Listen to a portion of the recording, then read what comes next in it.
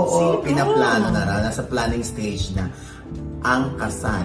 Di umano, ha? Oo. Ay, tatanong na rin natin. Oh. Totoo bang ikakasal na sina Carlo Aquino What? at Charlie Dizon?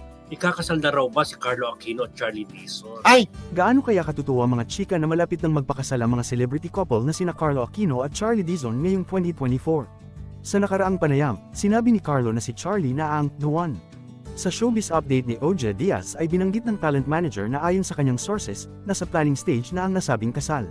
Seriously this year daw ikakasal na, kasi nga parang nandoon na nga sa planning stage, sabi ni Oja. Ayon kay Roldan Castro ng Mirasol Academy Tonay, may usap-usapan na ikakasal na ang dalawa.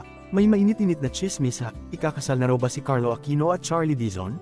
Excited at masaya ang mga netizens para sa celebrity couple kung kailan man ito mangyari, parehong wala pang opisyal na pahayag sina Carlo at Charlie kung ikakasal na sila o hindi.